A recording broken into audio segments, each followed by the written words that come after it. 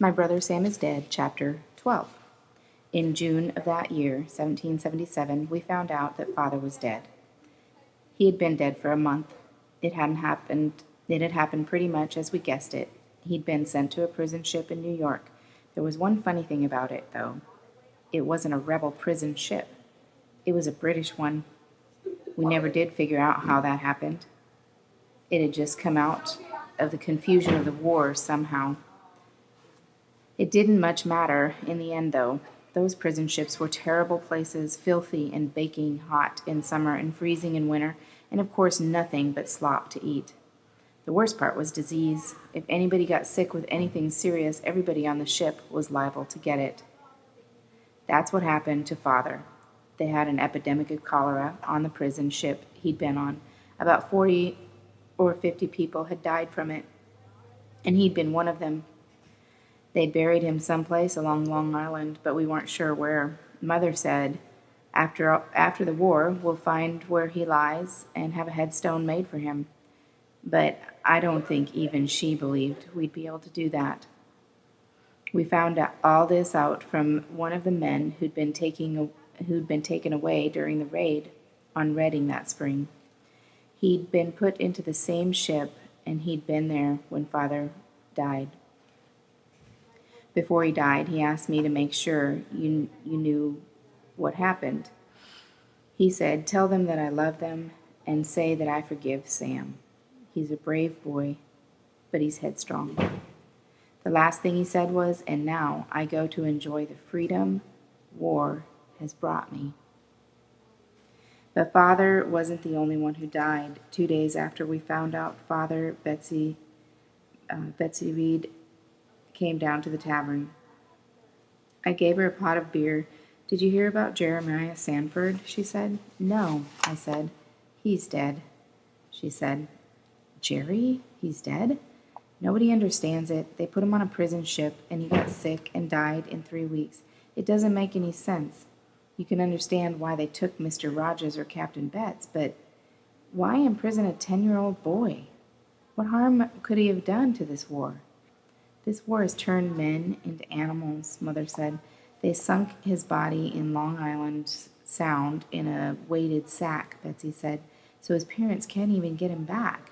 I don't understand it. What do they want him for?" "They're animals now. They're all beasts," Mother said. "I think they are," Betsy said. "Sam should have come home." It was the first time I'd ever heard her say anything against Sam and his ideals. "I told him that," I said. "He said he'd taken a pledge with some friends to stick it out until they won." "Does he still think they're going to win?" Betsy said. "Maybe they will," I said. Betsy shook her head. "Even Father says things are bad for the Patriots." I looked at her curiously. "Don't you want them to win?" "I don't care who wins anymore. I just want it to be over." "Sam wouldn't like you to talk like that." "I don't care," she said. "When I see him, I'm going to tell him. For 3 years they've been fighting, and all we have is death and hunger. Your father is dead. Jeremiah Sanford is dead. Sam Barlow is dead. David Fairchild is dead. Stephen Fairchild was wounded, and more." My mother nodded. "Right at the beginning, life said it would be that way. He said in war, dead pay the debts for the living. But he didn't think he would have to pay himself. So Father had forgiven Sam, and I think Mother did, although she never said so. But for myself, I wasn't sure. I knew I'd be glad to see him and have him at home, but still I felt it was partially his fault that Father had died. Oh, he didn't capture Father or throw him in prison or give him cholera or anything like that. But he was fighting on their side, and I couldn't easily forget about that. Yet, of course, it was the British prison ship that he died on. It seemed to me that everybody was to blame, and I decided that I wasn't going to be on anybody's side anymore. Neither one of them was right. So summer passed, and it became winter once more, and people were suffering worse than ever from want. Luckily, there wasn't any more fighting around Reading, Anyway, in the winter they didn't fight much. Nobody liked to fight in the cold, and when there was snow on the ground it was hard to march and easy to get sick. The Continental Army was encamped at a place called Valley Forge out in Pennsylvania somewhere. We didn't know whether Sam was there or not. From what we heard, they were practically starving and hadn't any clothes. I was just as glad. It made me hope that the rebels were at the end of their rope and would have to give up pretty soon and end this terrible war. I didn't even mind that Sam might be suffering with cold and hunger. It would serve him right. We were pretty hungry ourselves. Sam began writing us letters every once in a while for 2 or 3 months, especially after he had heard that Father was dead. He didn't tell us where he was in his letters. Mostly, they'd been about places he'd been. Sometimes Betsy Reed would get a letter from him, too, and she'd come down and tell us about it. So time passed. The year 1707 ended, and 1778 began. Spring came, then summer and fall, and we had harvest. Oh, how I hated the war. All of life was like running on a treadmill. I was 14. I should have been going to school all this while and learning something. Maybe by this time I would have begun to think about going to New Haven to study at Yale. I wasn't much interested in Latin or Greek, but in the last couple of years I'd learned a lot about buying and selling and the tavern business.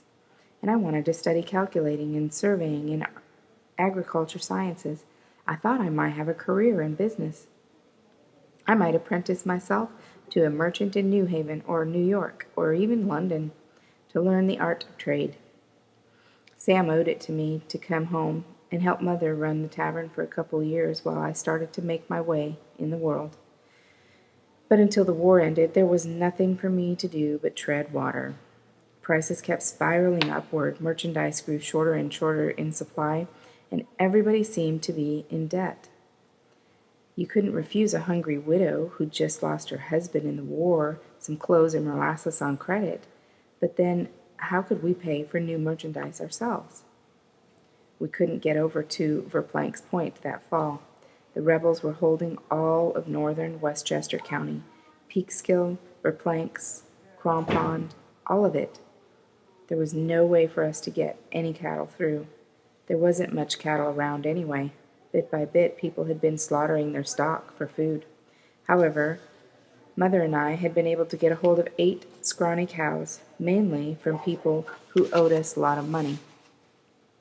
There wasn't much to them, but with food in such short supply, I figured we could get a pretty good price for them if we could get them to a British commissary somewhere. Not that I cared which side we sold them to, but the British were the ones who had money.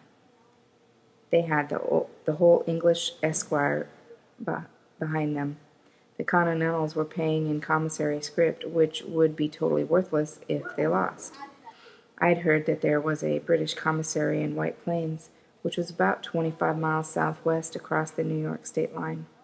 I figured I might be able to drive the cattle down there through the woods. It would be very risky, but better than going hungry. And we needed some money to buy goods to keep the tavern and the store going. If the business died, we'd really be out of luck. Hunger is a pretty terrible thing. It's like going around all day with a nail in your shoe. You try and put it out of your mind, but you never really quite forget it. And when something reminds you of it, like reading about a big meal in a story or seeing a stack of bread, it really hurts. I mean, it just plain hurts. It makes you feel weak and get sick easily, too. That winter everybody had colds and went around sniffling most of the time. Some people got really sick, and then their families would have to scrape up extra food to feed them with.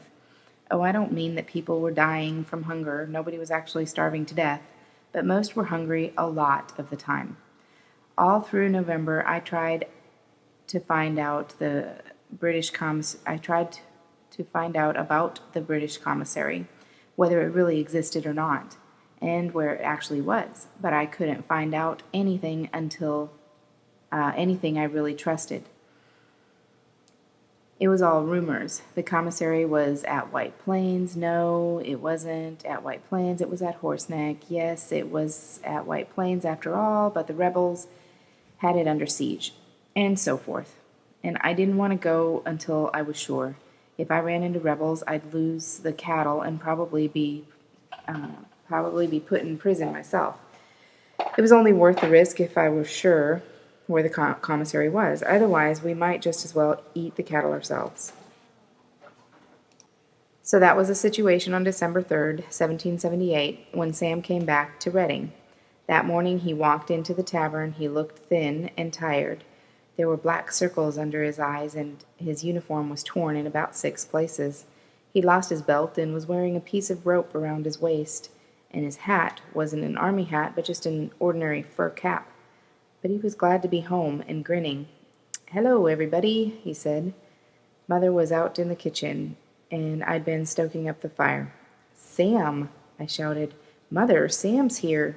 She burst into the tavern and began to hug him, and I hugged him too. And then he crouched down in front of the fire and ate a bowl of porridge with honey that Mother brought him.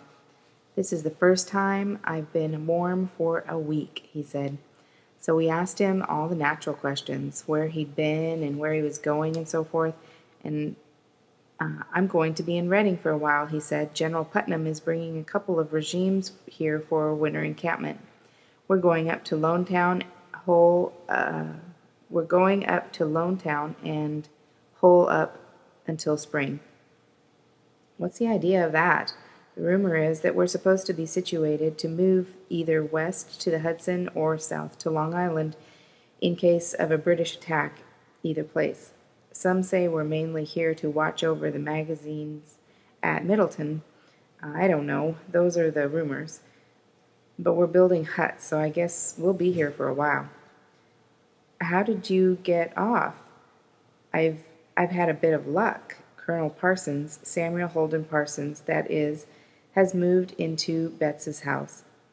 An adjutant came around and asked if any of us were from this area, and I said I was. And Colonel Parsons brought me into town this morning to show him around. Sam grinned. "To the ladies, mostly." I told him that there weren't any ladies in Reading except my mother and my girl. He said they would do, so, "Mother, you'd better put on your best dress." Mother smiled, but I don't think she thought it was very funny. "You're so thin, Sam," she said. "Are the troops all starving?" "Everybody in the country is hungry," he said. "It's going to be worse this winter, too." "Have you got any cattle, Tim?" I was proud that he asked me instead of Mother. "8, I said. "They're not much to look at." "Butcher them and hide the meat, or sell it. You can get a good price for the hides from the troops." "Sell what you can, I promise. The stock will be stolen." Mother frowned. "You mean your troops are stealing from your own people?" "A starving man will steal food from babies." He shook his head. "There's a lot you don't understand. All of us have seen good friends killed. I had a friend bayoneted, and it took him 6 hours to die, screaming all the while. All we could do was hold his hand and wait. I saw a captain I loved blown in half by a cannonball. He was the best officer we ever had. He worried about his men. He put them first. He never ate before we were fed, and I've seen him go without to give his portion to a sick man. The redcoats blew him in half, right in 2 pieces, and with his guts dangling out of both parts. He shivered. After a few things like that, you don't give a damn for anybody but your friends anymore. You kill redcoats the way you butcher pigs. The troops know that Reading is a Tory town. As far as they're concerned, taking cattle from Tories is getting revenge. Sure, lots of them would steal from anybody, whether they were Tories or patriots or anything else. Some are unscrupulous when they're hungry, and some are unscrupulous by nature, and they'll take whatever they think they can get away with. Of course, the majority of men are honest and won't steal, but if they decide you're Tories, they'll have no compunction about taking your beef. And let me tell you, it's pretty easy to decide somebody's a Tory when you haven't eaten anything but hardtack and pork for 4 weeks. I've done it myself. Sam, I won't apologize. War turns men into animals, Mother said. I was ashamed of it afterwards, Sam said, but not very, and my belly was full. He nodded slowly. Tim, butcher the cattle. Let the meat freeze and hide it in the loft under the hay until you need it. He glanced out the window toward the Betts house. I better go. Colonel Parsons may be waiting for me. Don't go yet, Sam, Mother said. We've just seen you. I'll be all around for the winter, Mother. Maybe I can get attached to Colonel Parsons' staff. I'll try to get a pass if I can. Anyway, I can always slip out at night. It's risky. Colonel Parson is not harsh, but General Putnam is in charge. He's a great patriot, but he's rough and tough on all who shirk their duty. 100 lashes for desertion, and if there's too much of it, I know he'll hang some people, as an example. That's the kind of man he is. But I'll be back to visit once again, one way or the other. He left. We walked out into the yard with him, and he crossed over the Betts house and went in. He's so thin, Mother said. I worry that he'll get sick. I couldn't bear to lose another, Tim. All at once she began to sob. It only lasted 10 seconds. Then she turned and went in the house, and when I went in a minute later, she was calmly scrubbing some beets. After December 3rd, we began to get used to the sight of soldiers constantly around town. There were always messengers going by and trains of supply wagons crunching over the snow, and sometimes groups of soldiers on work parties would appear at the tavern for beer. Having the troops around was good for business. Some of the officers lodged in houses around about. Often in the evening they came up to the tavern to play cards and drink or smoke. Business was good, or rather, they would have been good if we had anything to sell, and people had anything to pay for it with besides commissary's script. The biggest demand was for liquor. Life at the encampment was cold and miserable, and the only relief for them was drinking. They didn't care whether it was rum, whiskey, cider, or anything we could get. Whiskey was pretty hard to get. The General Assembly had made it illegal to distill whiskey because it was made from grain, and grain was needed for food. Rum was easier to get, and we could usually get cider because every farmer made it. I spent a lot of time riding around among farmers, buying whatever they had. They'd often have rum they'd taken for trade for livestock. I could offer them good prices for liquor because we could get good prices for it. The officers didn't care how much they paid for liquor.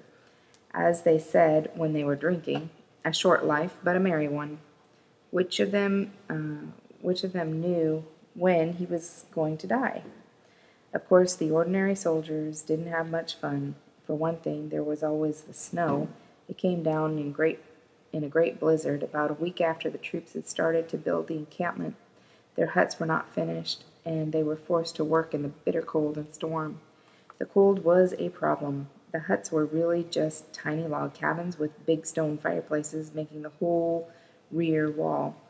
In cold weather, they had a lot of trouble getting the mortars to set. Because of this, the chimneys leaked so badly that half the smoke blew back into the room. The snow made hewing wood difficult, too. Sam told us that they were having an awful time getting the huts finished. Even when they were done, they weren't much to live in. 12 soldiers jammed into a 14-by-16 room, breathing more smoke than air and having to stumble over people when they wanted to move around. And the snow never stopped falling. By January, it covered the countryside 3 feet deep, so that the stone walls disappeared. You could drive a sled over the snow anywhere you wanted without paying attention to where the roads were. Sam was able to get into town every week or 10 days. Colonel Parsons used him as a messenger a lot because he knew his way around Reading. Sometimes he would come in with a commissary officer looking for lime or nails or leather or all the hundreds of things armies needed. The idea was that Sam might know who had things. Often he'd come into the tavern and ask me if I knew who had hay or sled or something like that to sell. To be honest, I felt uneasy about telling him such things. The commissary people always paid for whatever they bought. but it was usually in script, and on top of it, the farmers didn't have much choice about selling it or not. But I couldn't bring myself to lie to Sam. It was something I'd never done.